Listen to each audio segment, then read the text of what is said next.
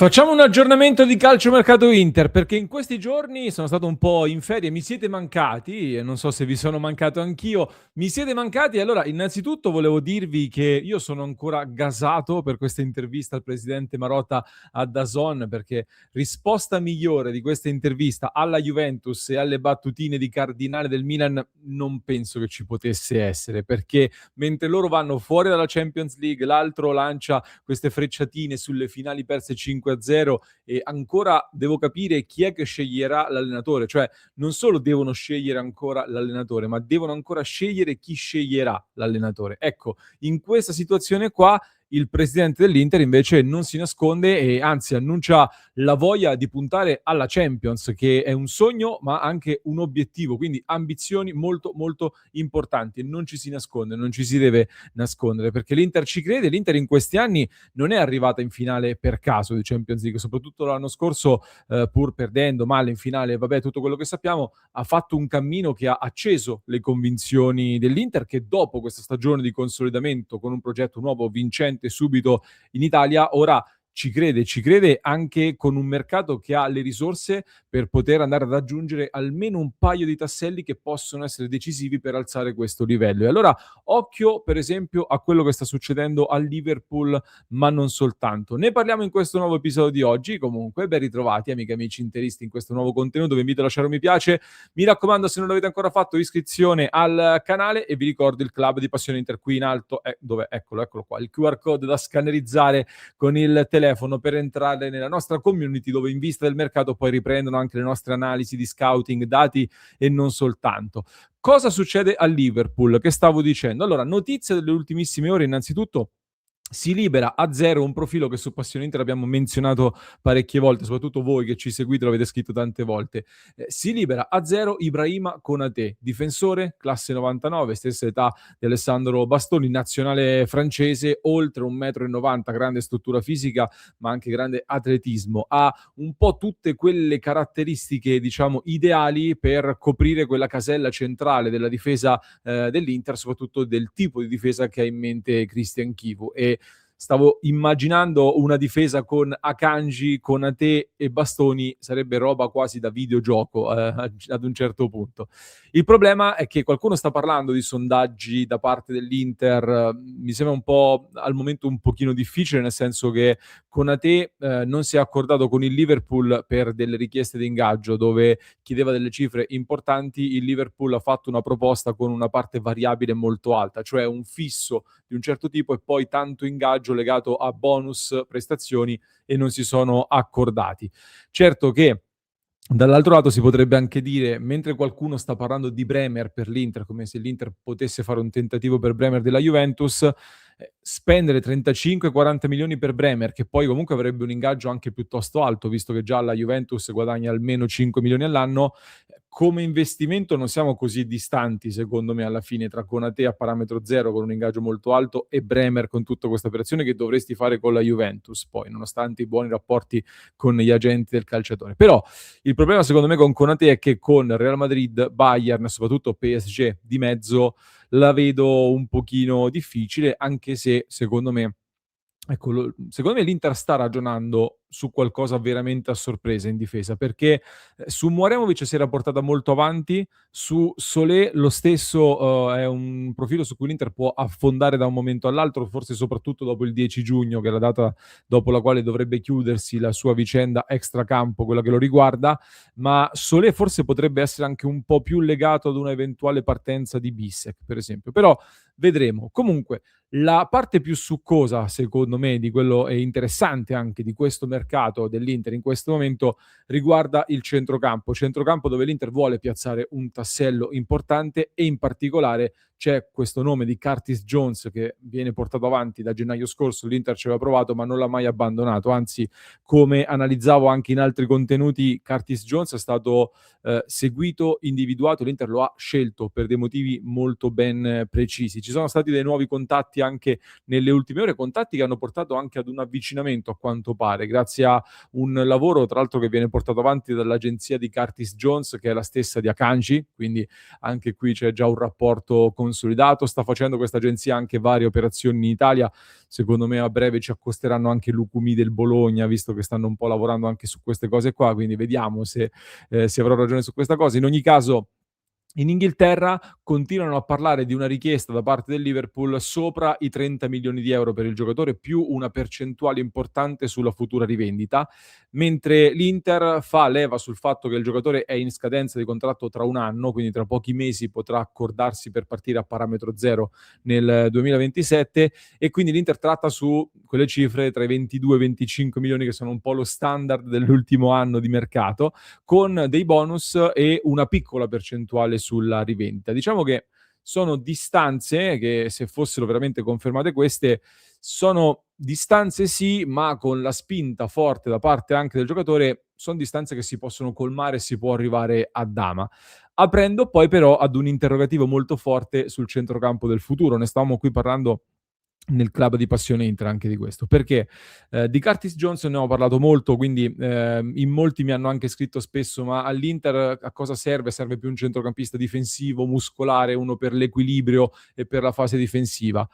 Io mi chiedo se siamo davvero sicuri che serva questo e che manchi questo. Ecco, facciamo dei ragionamenti tra noi, perché anche parlando di fase difensiva, se il pallone lo teniamo noi e inseriamo un altro giocatore come Curtis Jones che sa gestire i ritmi del gioco, sa abbassare anche i battiti, come sapeva fare per esempio anche Marcelo Brozovic, nei momenti in cui bisognava gestire palla Brozovic abbassava proprio il battito cardiaco della partita e del possesso palla. Ecco, ti difendi anche sgonfiando il pallone, come si dice in tanti casi, oppure cambiando passo immediatamente. E infatti forse all'Inter serve più un giocatore di motore e di intensità, ecco, cose che Jones ha insieme a tanta qualità, tantissima qualità, perché è un giocatore che può giocare in alcuni casi anche davanti alla difesa, ma soprattutto io personalmente lo vedo da mezzala sinistra, dove con Bastoni e Di Marco lì vicino diventa un triangolo di qualità veramente, veramente di alto livello, veramente impressionante. Tanto che il nostro Matteo, che saluto, del club di Passione Inter,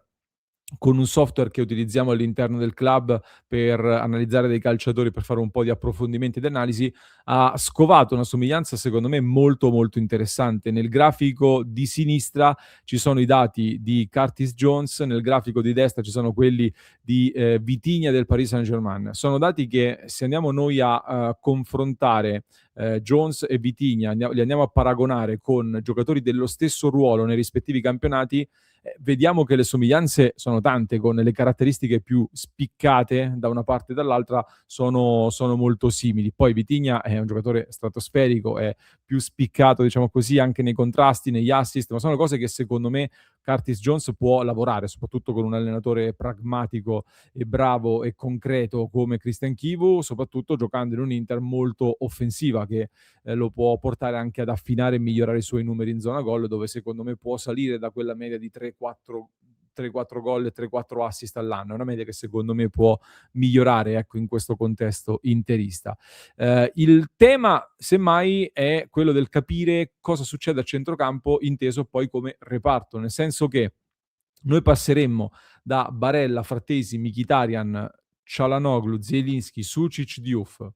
Non dovrei aver dimenticato nessuno. Barella, Frattesi, Mkhitaryan, Çalhanoğlu, Zielinski, Sucic, Diouf, sì. Passeremo da questi a Barella, Jones, Çalhanoğlu, Zielinski, Sucic, più Stankovic, Mkhitaryan a quanto pare rinnovato, e Massolen, tra l'altro, che ce lo dimentichiamo, con Curtis Jones, chiaramente. Quindi Barella, Jones, Mkhitaryan, Çalhanoğlu, Zielinski, Sucic, Stankovic e Massolen. Sono 8, quindi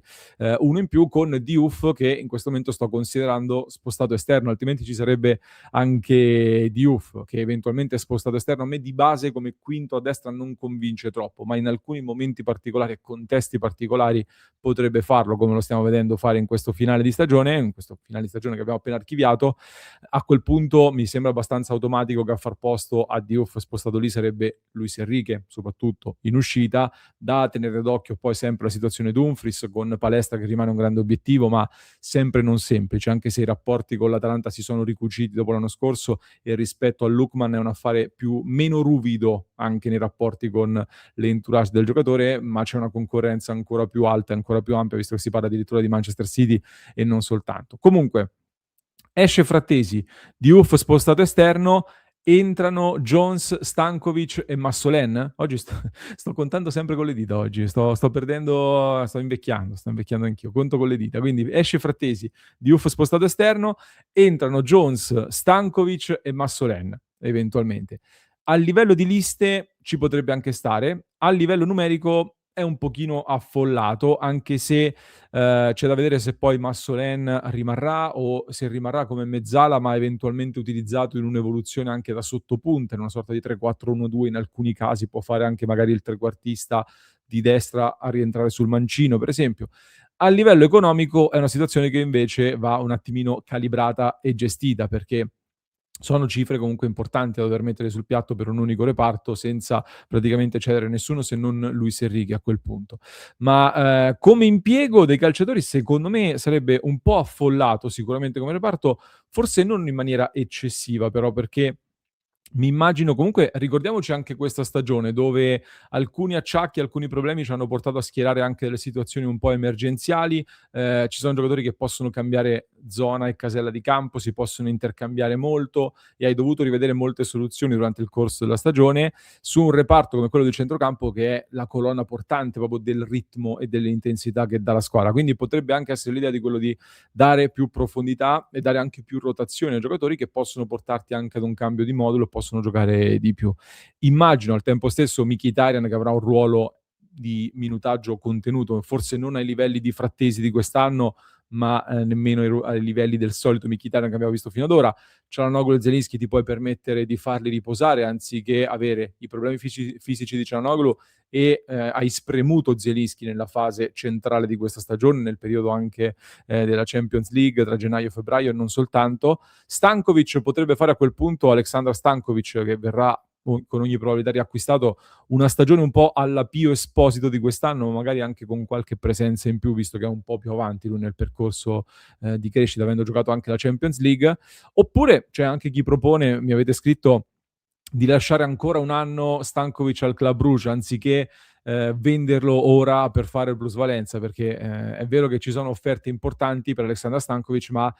sarebbe un peccato perdere un prodotto del tuo vivaio che vedi che ha potenziale, vedi che ha potenziale da club di fascia alta soprattutto. Di sicuro, per chiudere, ho letto dei dubbi su Curtis Jones, sul giocatore. Per me a 22-25 milioni circa, quelle che sono le cifre che stanno circolando, è un affare molto, molto, molto interessante e parlo proprio di affare. Uno di quei colpi che secondo me ti permette di pensare che stai alzando il livello dell'Inter con un giocatore che ha caratteristiche che si integrano e si aggiungono alla perfezione in questo tipo di Inter che stiamo vedendo svilupparsi sempre di più. Poi, per le ambizioni che abbiamo a partire dal presidente Marotta, servirà anche qualcos'altro, ma io sono ottimista in vista di questo mercato e vi terremo aggiornati qui su Passione Inter giorno dopo giorno con tutti gli sviluppi, con dei nuovi approfondimenti anche su altri temi in arrivo qui sul nostro canale, quindi mi raccomando seguiteci, vi aspetto nel club sempre per stare in contatto sempre con noi ogni giorno, ad ogni ora e ci ritroviamo al prossimo contenuto. Nel frattempo trovate in descrizione un nuovo approfondimento per chi ci ascolta in podcast, mentre per chi ci segue su YouTube vi basta cliccare qui.